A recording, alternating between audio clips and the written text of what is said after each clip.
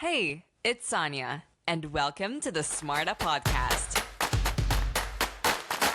Hi, welcome back. Today, I guarantee you will absolutely love this quick, snappy, on point episode with Maria Valenzuela because there is no way her positivity and energy won't get to you. And she's just talking about being yourself, always sticking out for yourself, knowing that you are on the right path and that everything is meant for a reason. Stay curious. And also, she covered a lot about the media and film industry and entrepreneurship. So if that's something you're interested in or are doing, you might want to listen until the very end. Maria Valenzuela, welcome on the SMARTA Podcast. It's great to have you on here. It's so great to be here. Thank you for inviting me. Absolutely. Where I want to take you first, Maria, is that from your career spanning leading Sony Pictures Iberia to launching your own production company, Brisa Media, I want you to talk directly with the person listening right now and just say what are the three most important takeaways from our discussion today they won't want to miss. All right. I think creating your path is very, very important. How you have to hear others, but listen to yourself. How you have to learn from how you feel about things by observing you and learn what makes you happy, what makes you flow, what makes you feel that you are doing the most you can do, and by being yourself. So learn from yourself and also accepting your limitations. There are many great things about how imperfect we are. And it's just so nice to accept ourselves and be nice to ourselves. Our shortages are so important because they're the beginning of a skill that we start to develop to compensate them. So they're really important and they're part of us. We have to accept them. Now, Maria Valenzuela is a global media leader with over 20 years of senior level experience shaping the future of international entertainment. She has held prominent roles, including senior vice president at Sony Pictures Iberia, general manager at Movistar Plus International, and global head of video strategy at Huawei Technologies, working with global giants such as Netflix, Amazon, Disney, HBO, and France Television.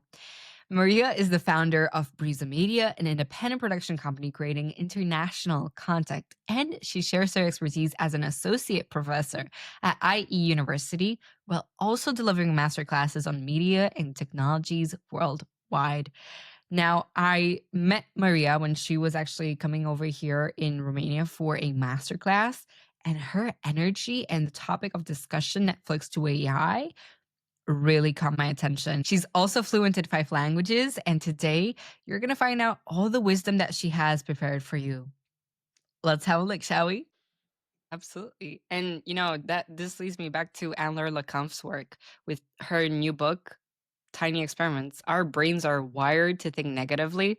And so if we just build those synapses to think positively and just make another person smile and be genuinely kind to another human being, then that just makes us think more positively about ourselves and have that accepting values of who we are. I think I want to link you now into the... By the way, that book is fantastic. I really like it. Yeah, I like her a lot. Really? It's great. Look at us fanning over a book. I love this. Well, I want to take you into the world of collaborations now, since you've generated more than 2 billion euros in revenue through international deals and partnerships. So, Maria, what do you think has been the key to building those long-lasting collaborations in such a competitive, honestly, high-stakes industry? Yeah. I think there's maybe one thing that is very, very important when you are negotiating, which is reliability. People want to know what is it important to you, what are the principles of the negotiation, and they want you to stick to them. You don't change rules in the middle of a game. And you want to be fair to those principles. And you want to be clear on what is important to you and what isn't, and don't change it and make them feel that they have adapted for something that is not going to change. It's not going to move the needle. So if you change the rules in the middle of a game, red flag. If you're tricking and you're showing factors that are not important, that is a red flag. So don't make people lose time. That is incredibly important when you negotiate and being reliable. I want to make sort of like a deeper take on this in the world of culture. I've currently came across Erin Meyer's work and her book, The Culture Map. And I think, because you've worked across Europe, Asia, and the Americas as well, I think working across these different markets really did shape your perspective on your global take on it. So I want to ask you, what can young professionals learn from thinking beyond borders, especially when it comes to their careers? There's a lot to be learned when you are in a foreign How much country. time do we have? What now? Yeah, How much time exactly. do we have? Oh, let me remind you. No, but there's so much to be learned. I mean, first of all, you see a reality that is not yours, and you have to be a good listener, and you have to be a good observer. Along that, beyond anything else, that already makes you a much better executive person, someone to do business with. I lived in Europe, in Asia, in the US, working in Spain, Germany, France, and I think you learn so many things that are not your standard that do work really, really well and that make a lot of sense and that have been just adapted in that territory that rings the bell so many other times that you are in a very different context. So you learn that reality is not just one, but it depends on how companies have, how the cultures have made it work. So it makes you a much opener thinker, and makes you, look outside of the status quo, outside of your box, makes you more ready. So, and beyond, there's so many things to be learning from the world. So there's so great to see how many other ways other people have and adapted to business and models. And I couldn't agree more that, traveling around or working outside of your own territory, your own language, your own culture makes you a much better professional and better person or more ready person. Mhm. I love that you bring that out there to the world because I think it's nothing but the truth. And I completely agree with you. And so I want to talk about a topic that I think is very much of your like now, and it's AI. Because you went from Sony Pictures to Movistar Plus to Huawei, and you had the first-hand experience of how streaming and technology actually managed to transform the entertainment business. So I want to ask you now, looking ahead, Maria, what do you think are the AI trends emerging that continue to reshape the industry? Okay, so with AI, we do have a huge elephant in the room, which is the legal side. Now, it's not clear what can you train your LLMs with, and how many of those LLMs, those artificial intelligence, are clearly legal. And I'm going to put that elephant into the side. And I'm going to talk about the rest, okay? Those Yeah. elephants are not to be moved to the side, but I'm going to do it just for the purpose of this question. I think AI makes an incredible, huge step for audiovisual because the production level in a very controlled and intended way, in a very on purpose, with control of it, is going to be much less expensive going forward. And this is going to lift the burden of the budget and the importance of the economic side in the creativity. And that is just being free for producing many more things that we're producing now. And this is going to be magic. A lot of creators that are not able to bring to the screen stories that are just too expensive for the target are going to find a way. And for me, it is a very challenging, a very beautiful moment where lots of creativity is going to be possible. So I'm very excited. I see the good part of it. Those elephants, however, have to be addressed. And I do hope that it does in a way that those who have created stuff, those who are, in charge of all the content, the marvelous content that is out there, get praise and get the value for what they have um, been used when they have been trained. And we are seeing those improvements. Like I came across this post, I think, from Sony Pictures that actually came in with these new contracts from AI that made the actors, have all of their acting to themselves and had the right to actually say, I don't want my films or my content to be repurposed and sold to these huge companies nowadays. And I want to take you back to something that you said. This is going to be magic. I think your look and perspective on AI is truly something that more people need to adapt, because I love your positivity and energy towards this new field. So let's scale it back down to my age, because you are also an educator at a university, which is how we met at a masterclass from the university that you came here in Bucharest to talk about. And from your experience, I want to ask you, what skills do you think students and young professionals entering in the media today need most? Yeah. Well, the media industry is moving so quickly that it's hard to Mhm. find the right information in books. There's a lot more information on the market. There's a lot more information in, the press, the panels, the podcasts. So it's quite a challenge. I would highly recommend to go to a university that has real professionals from the industry working on them. It's very similar to what IE is doing, university I work with, and I think that's absolutely key and must. And you have to be always very strongly connected with the press and what is happening right now. There's so many mergers and there's so much changes on the studios and the creators, and there's so much happening around there that the university is one part of it, where the information is organized in a very efficient way so that you can absorb the most of it. But you also have to keep an eye open on everything that is happening in the industry right now. So it's a good hybrid moment now. You've made me think about something, and I'm truly curious to find out your answer on it. And it's, when you come into class for your lectures, what does your favorite student look like? Your ideal student? Are they smiling? Are they always asking questions? What are they like? They're focused. There's a couple of them that are just so focused. They're thinking. I'm thinking of everything. I have the feeling when I come in, they would just they feel like a vacuum cleaner trying to absorb as much as possible. It's absolutely fantastic. There's a couple of them that just are so hungry to hear, to ask, to know more. They don't know when to start and how to finish questions because they have so many. But I think smiling or not, I just see their eyes with so much hunger. It's just, it's really fun and it's nice.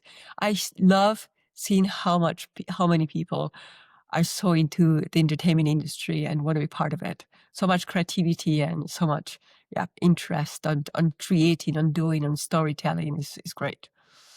Yeah, very You just exciting. fill me with positivity and energy. I love it so far. And I think the person listening right now also wants me to take you deeper on this in terms of students, because for many listening right now, they're either entrepreneurs or those inspiring creators that will make something new tomorrow. So, from your journey, what advice would you give that person that wants to turn their creativity vision into a viable international business? Okay. All right. Well, there's a lot of people who want to do their own business and Mhm. it's great. And I think along the fact they want to do it, it's fantastic and go, go, go. I would have wanted them to sit back for a second and think, let's be strategic. What do I want to do before I start my own business? So what are the skills? Who are the people I want to work with before I become my own company and before I start my own path? Because it might be that they want to work for possible future competition, or they want to learn a skill from a certain company that has done so much in that field, where they will be, enriching by having a great mentor or whatever that is. So it's a path they can always start. I would ask themselves, what is it? I mean, at which point do they want to start with it? And the second thing I would like them to think about is, who would you like to be a partner with? Is there a person that you think will be the best companion, best support, an industry alliance, someone coming from a different sector that has any key strengths, any compatibility, that makes you stronger and makes you be more endurance and more resilient? I think that is something they should think very carefully before starting that road. I think you've made the perfect synopsis to this guy I heard on a podcast. I forgot his name. And he talked about why so many entrepreneurs don't manage to have a successful business. And it was because if entrepreneurship is not for every person, you have to be quick, adaptable, and you've just described, the character traits that you must possess. So, if they are, however, that well-rounded person, it creates way and it creates that gap for many more ideas to flourish and blossom. And it just links back to the enthusiasm you have about AI. So I want to take you now into Brisa Media. As the founder, let's talk about content. What excites you most about producing these international pieces of content today? And what types of stories do you believe audiences across cultures really want? Um, okay, it's a big question. So the Let's reason split it why down. Yeah. The reason why I like content is because telling a story is something we've done from ancient times, and it's magic. Telling someone to go through something that makes them feel, makes them vibrate, that tells them something that makes them think. It's just absolute magic, and it's something that culture and humans only have. And I like doing stories of characters that are related to you, that make you feel and make you understand something you have not maybe experienced yourself, or you have and you couldn't put them in words, and opens a discussion and opens a thought and opens a conversation that wasn't there before.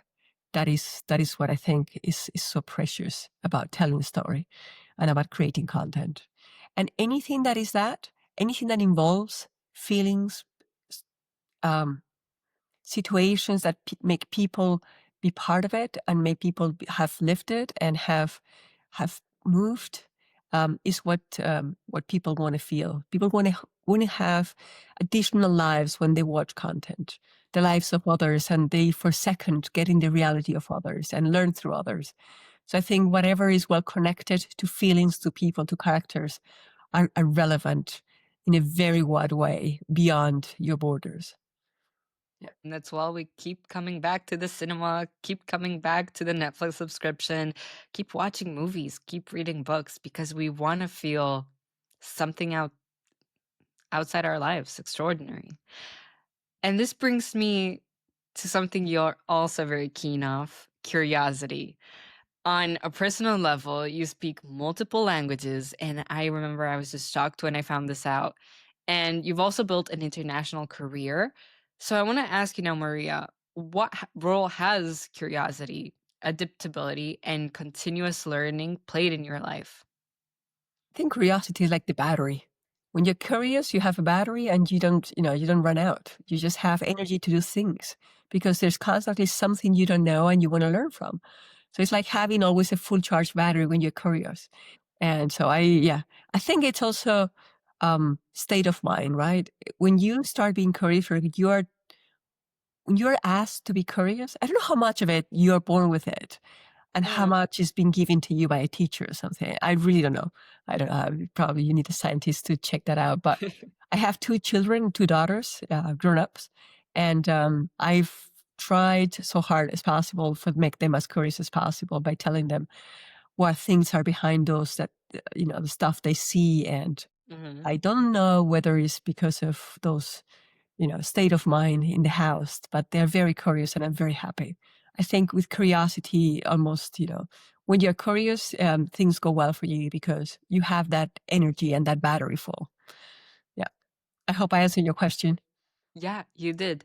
And I also want to stick with this subject now and ask you, how did learning multiple languages actually help you in your career? Okay. All right. This is a very um, personal, but I think learning a language is like a superpower.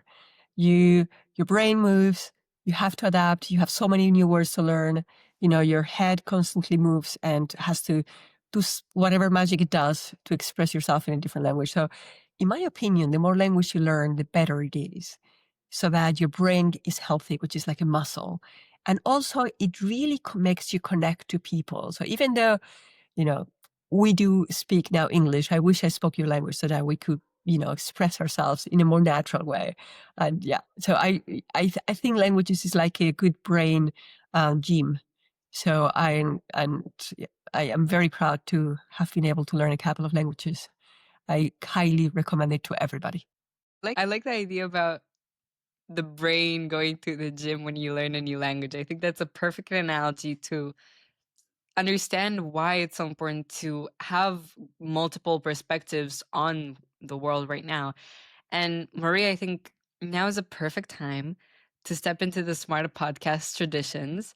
So I've got 3 questions for you. The first one takes you back in time to when you were my age, when you were 17. So if you can talk to your younger self again, what would be one piece of advice about your dream career that could lead you into present day? Okay. I would tell myself, don't worry. You Hmm. don't have to know now everything. I know you don't, but don't worry, it's going to show up. Not everyone has 100% clear photo of what they want to do in life. What is their passion? Who does? Absolutely I not. mean, if someone does, congratulations, but most people don't. And it is okay not to know. So that was definitely a very important advice I would be giving myself. I didn't know that. I was kind of worried I didn't have that clear, strong passion and clear path. So don't worry about it. We worry about so many things that we don't have to worry about. Mm. So that would be the biggest advice I would give to my 17-year-old. Yeah. Second question for you is where I asked my last guest to leave a question for the next one. And so in this case, the question left over for you is from your perspective as a media leader who has built businesses and launched global projects, how can young entrepreneurs in creative industries balance the pursuit of financial independence and staying true to their creative vision? Oh, that's a very big question because often we do have a vision that no one supports, and without the economy of a scale, or you might have it more difficult to be able to do the project. Okay, so my advice would be, be true to yourself, and projects are to be done. If we are very confident about what we want to do, we should be doing this. Now is the question of who can you convince to support you and the size of the project. If you're not able to have the full economical support, maybe you should be thinking of a smaller scale, but you should still go for it and be creative and do the project as you wish to do. There's so many things that are now not depending on economics. Like you see with AI, there's so much more democratization of tools. It's so much less cost. So if they're determined, they will find a way to do so. And they shouldn't give it up. Creativity is very important. And if we only do things that are um, a pattern, following a pattern that is already known, we will not be doing something new and we will not be praised for it. So I would like to encourage them to move on and do things that they believe on. My third question is around of the world of literature. You've mentioned Tiny Experiments before, that it's something, it's a book that you love. But I want to ask you, what would you say, Maria, are your top 2 books that completely changed your life? Okay, there's a book, I'm dyslexic. So there's a book about dyslexia that was very, very important to me because I didn't want to hear too much about what dyslexia is because kind of are worried that. And that book was just so well written and it's called The Heart of a Dyslexian. And it was like reading something so personal, reading to me, or as if it was written for me. And I really liked that. So anyone who has dyslexia should really embrace a good book where it explains really well why we're a bit different and why it is great to be dyslexic. So that changed a lot. And yeah, and there's many great books on negotiation, on communication, and how to express yourself clear, how to communicate best. But nothing has been as big as that. So if anyone has the feeling that it's just not smart enough, not normal enough, I think it's great to embrace these sort of books. See if you have dyslexia, or see if talking about creativity, books about other people, so that makes you think about yourself in a very different way. So I encourage everyone to look for their own book where they see themselves reflected.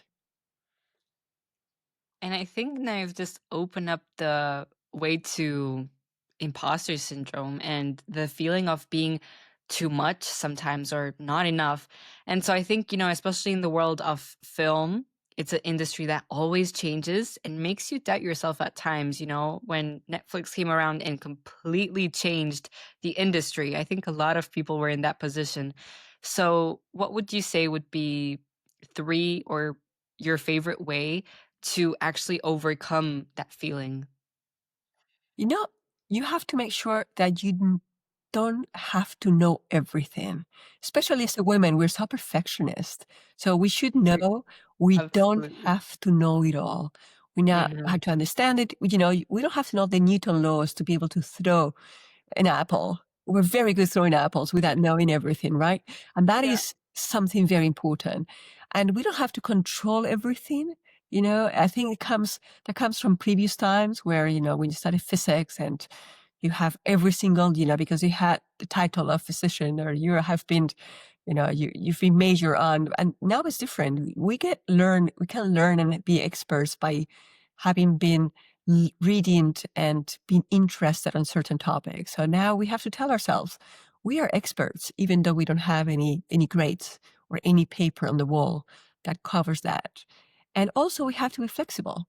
So that would be my third thing. We have to be flexible and understand that what is coming in like AI is a great challenge and a great exciting time. For me, it's like Christmas. All this amazing software, all this capacity, all this new way of thinking and elaborating content, elaborating um, research information, getting to to very quickly put things together and go deep into a subject that would have taken you forever. It's just amazing. So we have to be flexible and accept and be curious to learn the things that are coming up to us. So those are my three things. I think now is the perfect time to pause and give a challenge out to the person listening because you're emphasizes a lot the idea of curiosity and knowing that it's okay where you are on your path. So I think if tomorrow the person listening right now will ask themselves the question of why am I doing it? Who am I doing it for? And why is it that, I have this drive or passion to wake up today and just do that thing?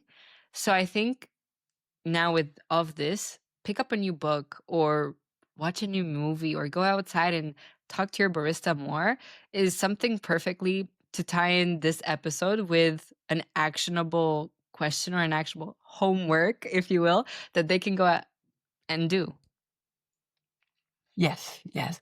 Well, I would like to ask those that are entrepreneurs. I would like to ask them why. Why is it that they want to do something that is, disruptive? Why do they want to go and do that? I mean, think about it twice.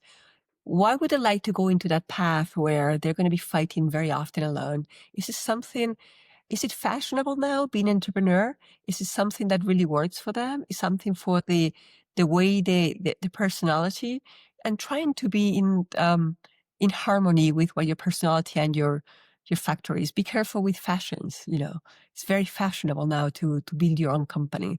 I would like to ask them now to be more careful with themselves and don't get into a path where they don't want to be at and be connected to what they want to do. Maria Valenzuela, I started the podcast with you in this way. I want to finish it likewise. So, if you can talk directly with the person listening right now, what would be an end message for them in terms of navigating change and disruption in media or any industry? Okay. Probably one of my favorite things is listen to yourself, you know, trying to be open minded, but listen to what your thoughts are on what is happening around you and follow your path. I think when you follow somebody else's path, you're not really learning and you want to learn on your path. And that is very important. So make decisions by yourself based on what is been given to you, the information you have by listening to others, but make the decision yourself because only by making mistakes and making decisions and making mistakes, you learn. And that is what you have to do going forward. Stephen Bartlett said, what if you were just 30 failures away from finally getting that pitch, that dream, that negotiation, or living your dream life? So just whatever you've talked to me through, to listen to yourself, to know that you have time and that you are on the right path and it's okay to just slow down and you will make it is perfect. Maria, thank you so much for sharing all of this information today to me and to the person listening. It's been a pleasure. Thank you so much. Thank you for your company. Great, Sonia. First, if you've made it this far into the episode, I just wanted to tell you thank you for listening to something that can absolutely improve your motivation towards that finally achieving that goal, help you get the final knowledge and actionable steps you need to partake in succeeding in that role and in that journey. And if you haven't already subscribed to the YouTube channel or the show, please do so and leave a 5-star review, as it keeps helping us improve and grow. Thank you so much for listening on the SMARTA Podcast. I'm Sonia Marta, and if nobody told you this today, I want to tell you that I truly believe in your ability of creating the life of your dreams. As this December, I just wanted to add on to spread the joy and positivity. Thank you so much for listening. See you next Monday.